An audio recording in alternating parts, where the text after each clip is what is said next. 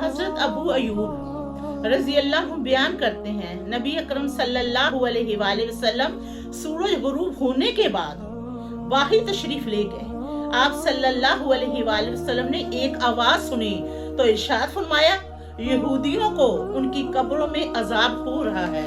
बेशक हजरत अनस बिन मालिक रजी अल्लाह रवायत करते हैं, नबी अकरम सल्लल्लाहु अलैहि वसल्लम ने इरशाद फरमाया है, जब बंदे को उसकी कब्र में रखा जाता है और उसके साथी उसे छोड़कर चले जाते हैं तो वो बंदा उनकी जूतों की आवाज भी सुनता है कब्र में। फिर उसके बाद दो फरिश्ते आते हैं, वो दोनों फरिश्ते उसे बैठा लेते हैं और वो दोनों फरिश्ते उससे पूछते हैं, इन साहब मोहम्मद सल्लल्लाहु अलैहि वसल्लम के बारे में तुम क्या अकीदा रखते थे दुनिया में? अगर वो मय्यत मोमन बंदा हो तो वो जवाब देता है, मैं गवाही देता हूँ कि वो अल्लाह ताला के बंदे और उसके रसूल हैं।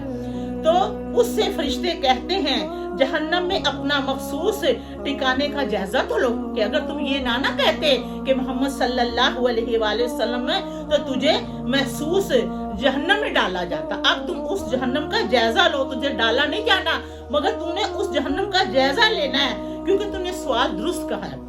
अल्लाह ताला ने उसके बदले में जो तुम्हें सवाल दुरुस्त कहा है ना, उसके बदले में अल्लाह ताला तुम्हें जन्नत में ठिकाना अता करेगा। नबी अकरम सल्लल्लाहु अलैहि वसल्लम फरमाते हैं, फिर वो दोनों ठिकानों को देख लेता है कि जहन्नम को भी देखता है, दोज़ख को भी देखता है। रावी कहते हैं, हमें ये बताया गया है कि मोमन की कब्र को 70 गज कुशादा यानी खुला कर दिया जाता है और क़यामत के दिन तक उसे सब्ज़ शदाब कर दिया जाता है। हजरत अनस रजी अल्लाह अन्हु रिवायत करते हैं, नबी अकरम सल्लल्लाहु अलैहि वसल्लम ने इरशाद फरमाया है, अगर इस बात का अंदेशा ना होता कि तुम दफन करना छोड़ दोगे तो मैं अल्लाह ताला से दुआ करता कि वो तुम्हें कब्र का अजाब सुनाए।